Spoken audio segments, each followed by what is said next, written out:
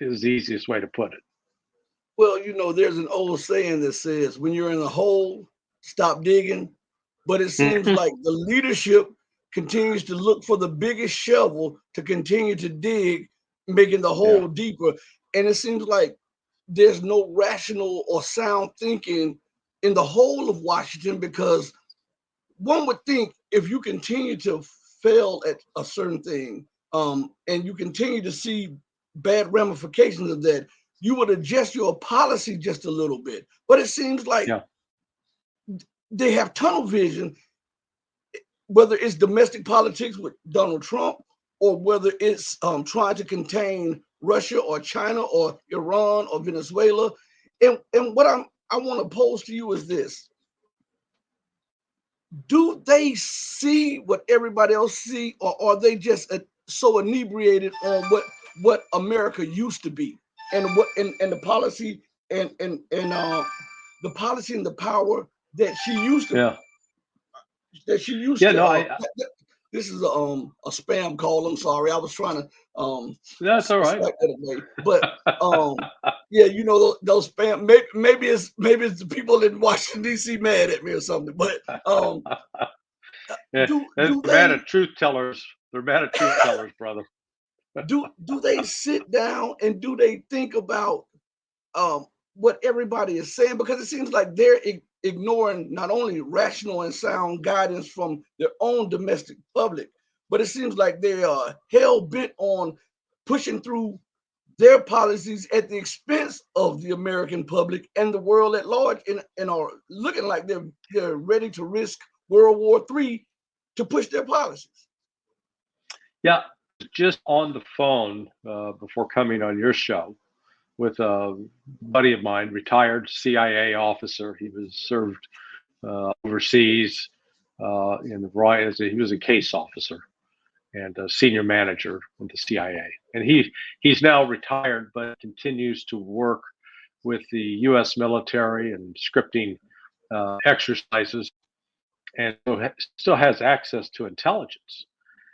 And he was telling me it was what he's seeing is shocking, because there is such what the intelligence is being the intelligence that's being presented to senior leaders in the military and the political side, the Biden White House, uh, is completely misleading, and it's reflecting a groupthink. And from an analytical standpoint, you're not getting any alternative views.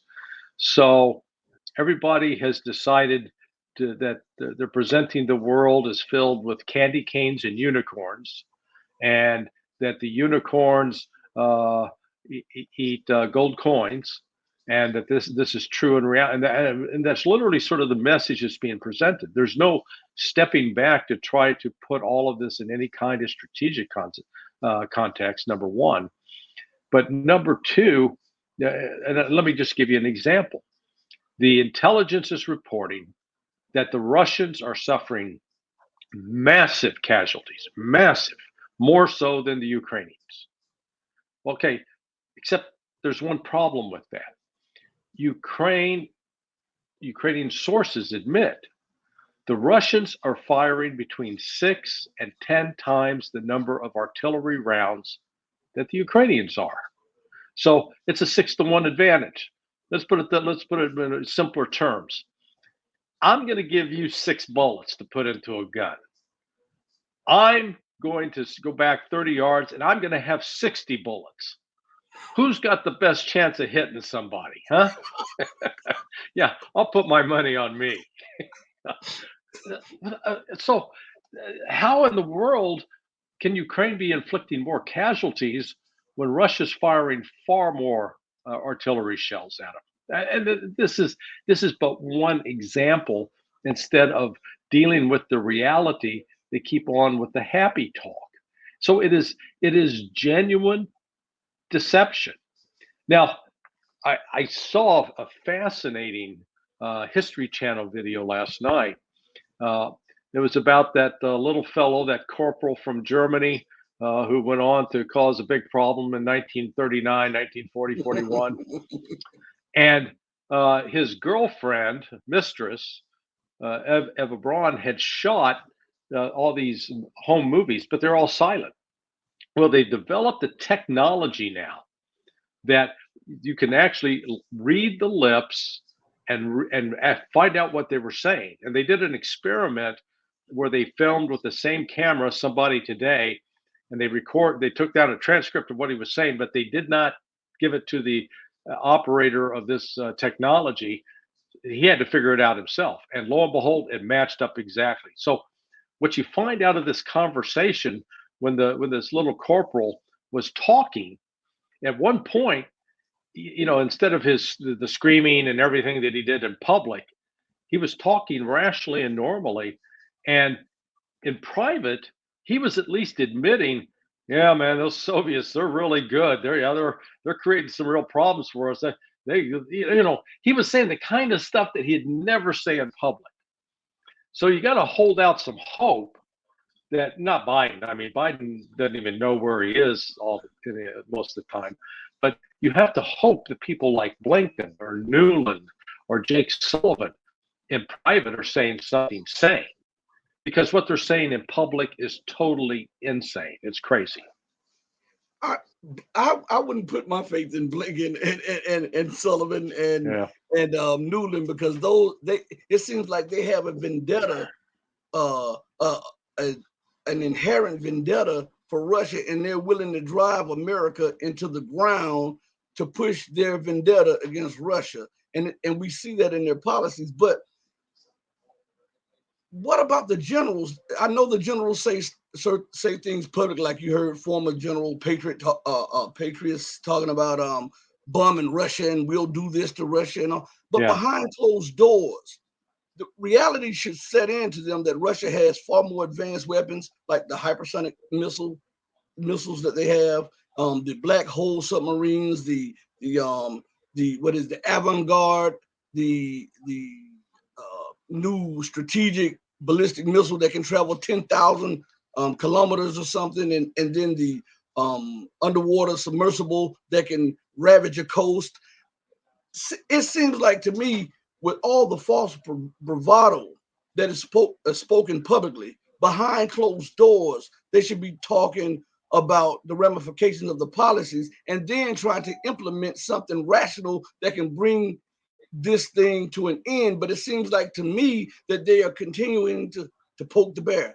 No pun intended. They're Yeah. continuing to poke the bear. Yeah. What, I mean, make sense out of that. No, it does. It does not make sense. I would feel much more comfortable if we saw at least one senior military official sit down, come in public, and say, uh, we've we've disparaged the Russians as having an inept, incompetent, ineffective military for years. He says, that's just really a mistake.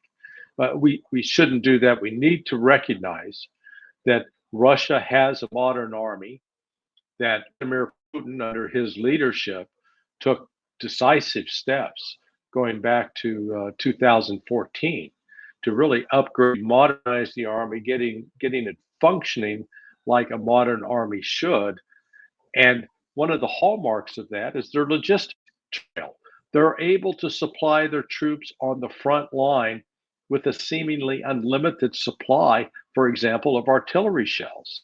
And they've been very effective at taking care of casualties and getting the wounded back into medical, getting them the proper medical care that they need in order to survive.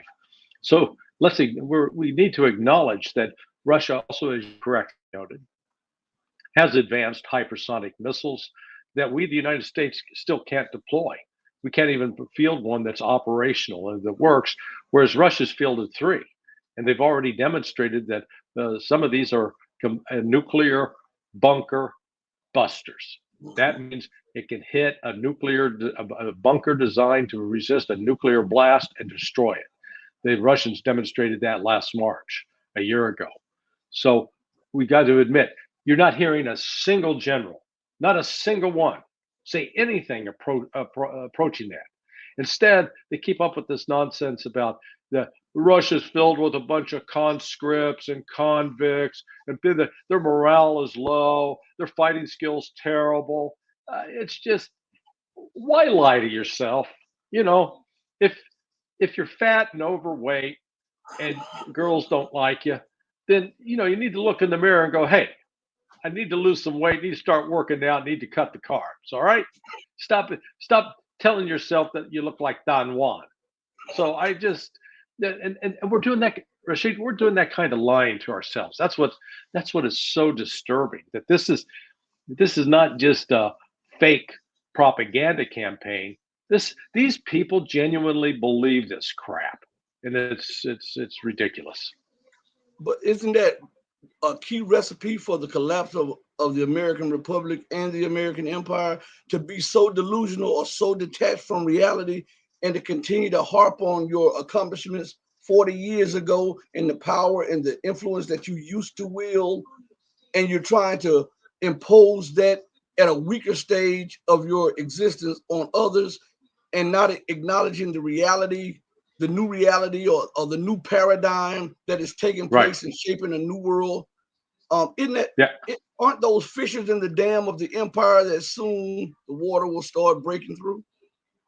Yeah. Yeah. Listen, this reminds me, a few years back, I went